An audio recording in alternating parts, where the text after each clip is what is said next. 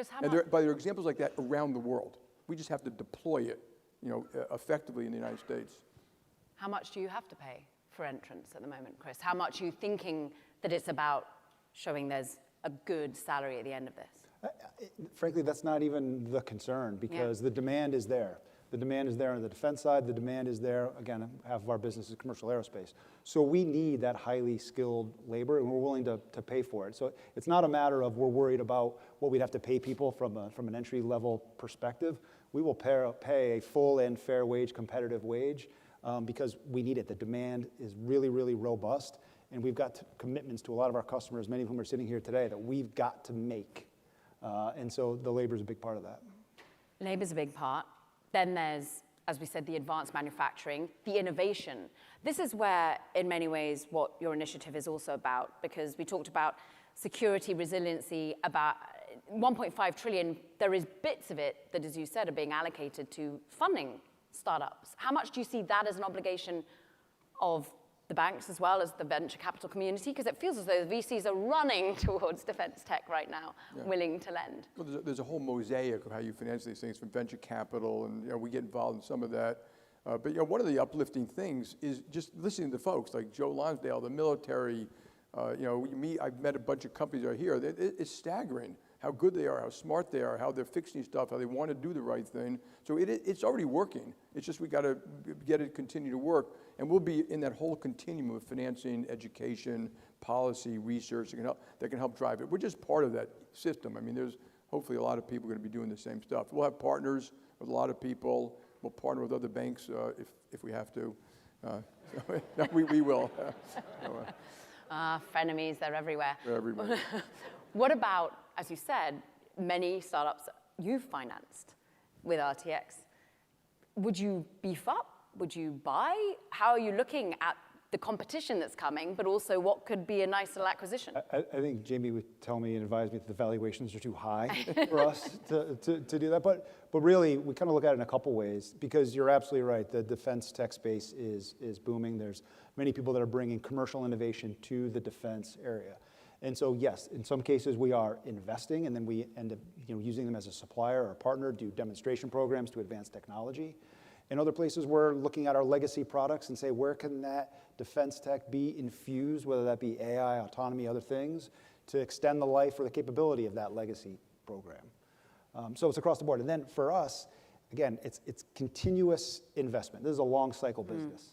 Yes. So we're gonna invest at the RTX level about $5 billion this year in E&D and CapEx. We've got to continue to invest. When we look at our technology roadmap, it's the investments in things that can apply to both commercial and defense. Things like AI, things like autonomy, things like high temperature materials, advanced manufacturing. Again, you're seeing the commercial acumen in companies coming into defense. We've got to continue to leverage our commercial business for the good of the defense industry. And they're just giving real examples. So MP Materials, Emil Michael, we have people in the Department of War who are now doing work on how to do this, like a takeout. It's a magnet company. It was a very smart way to do it. Gives them a chance to succeed. We helped investment bank them, but we already invested in a company that's going to do the same thing for antimony. And we have a bunch of companies already working on, literally 10 or 12 on the medical side, to do exactly the same thing. So, you seek them out, but they will be there. They may need sometimes a government contract of sort, but it's already happening. So, in theory, taking 10% of certain strategic companies is a good thing. We're hearing Gavin Newsom rail against that. That's anti-capitalism. That's from the People's Republic of California.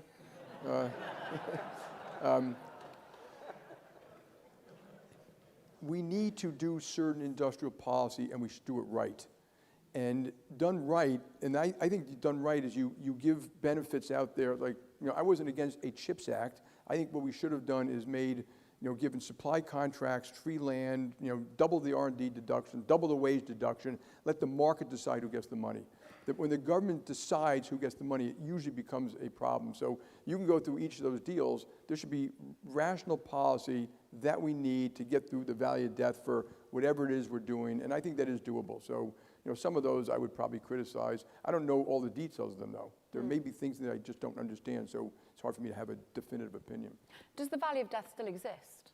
do you think, for startups from RTX's perspective? Because with capital now going to startups, is that the issue? Or where else are we seeing that transition where we can actually get to a real endpoint where there is a POR for these companies? I'm going to let him answer that, but before, just so you know, there's a value of death for big companies too.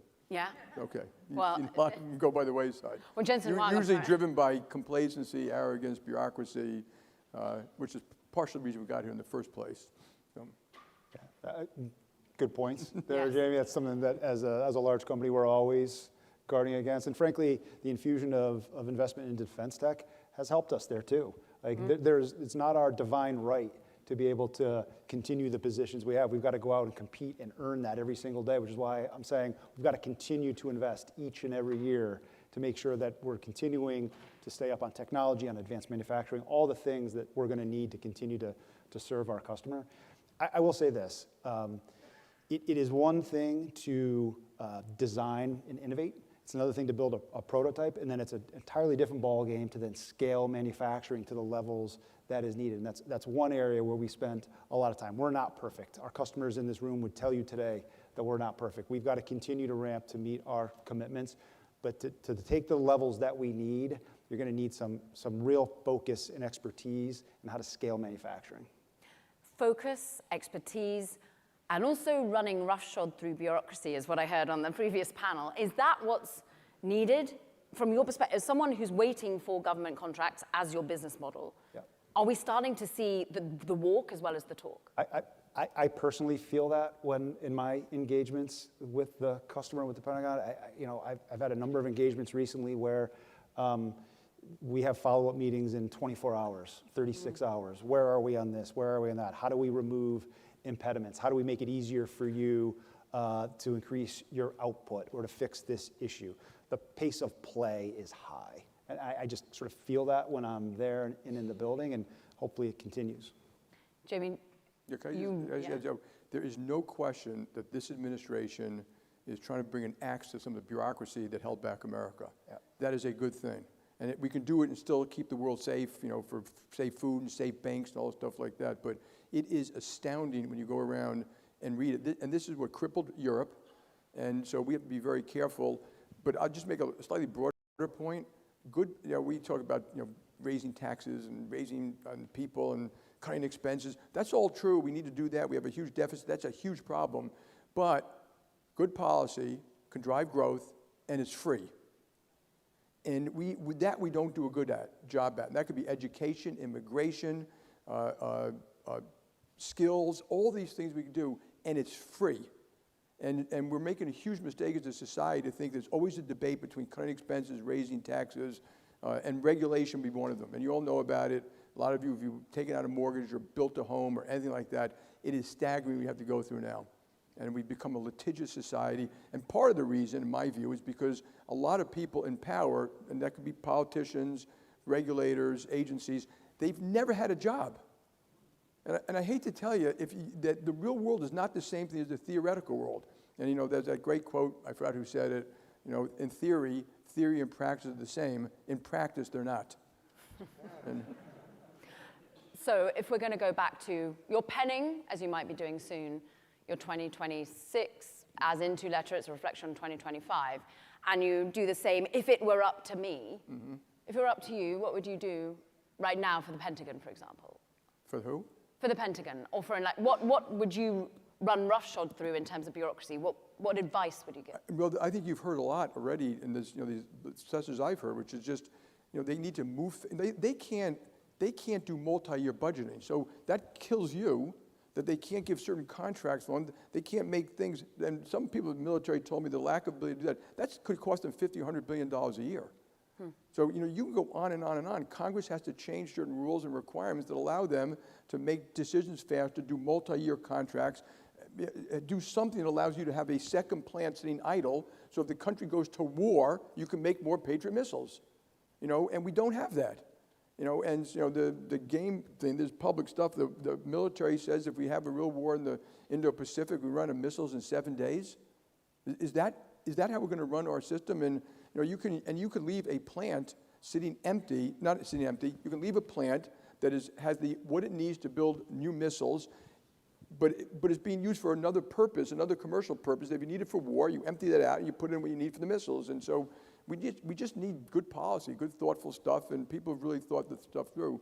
Some countries do a great job. You know, when we travel around the world, you see a lot of countries that have actually done some very smart things that we just need to replicate. Well, I think vocational training in Germany and Switzerland, younger people, like call it 18 to 30, unemployment rate is very low. Like in America, 70% do not go to college. And I think college, by the way, has less and less productive outcome. 70% go to college, but they learn skills. And these are real skills. They're not, but even plumbing, electrical, anything you do in a plant, advanced manufacturing, you can advance up almost like an engineering degree, and you go back to college. Unemployment, 4%. In France, who's got these very tough labor laws, if you want to fire someone, you have to pay them for like 5 years. Unemployment is among the 18 to 30 is 20%. And it's been that way for 2 generations now. It's just policy. And so one of the things we're going to write about is trying to push just good policy, educate people on good policy, and kind of make that a permanent thing in how we run our country. I do want to pick up on something Jamie said before on bureaucracy and complacency. You asked, what would Jamie do to the Pentagon? Frankly, we've had to look ourselves in the mirror. In many cases, we've reflected some of that bureaucracy that we've seen in our customer, and we've gotten complacent in that way. And so we've had to take a good hard look at ourselves and say, well, wait a second, why do, I can't go and blame the customer all the time for what's happening, or Congress or whatnot. We've layered some of that into our own processes, into our own infrastructure. How do we be more productive? How do we be more efficient? How do we be more agile? So it's a mindset change. It's a mindset change that I think that the Secretary is going to lay out I'm sure his vision later today that he has previously about agility and speed and whatnot. Those are the things in our company that we have to really take root. How do you do that well, culturally? One of the things that he's mentioned is this idea of like the 85% solution. Can you field an 85% solution and iterate to get it to 100%? We're not, generally speaking, wired that way. We're wired to probably give you 110% of the requirement, not 85 and iterate to the best. To the rest, excuse me. It's a mindset shift that we have to bring to bear. Now, there are certain things that you're going to have to be at that 100% level.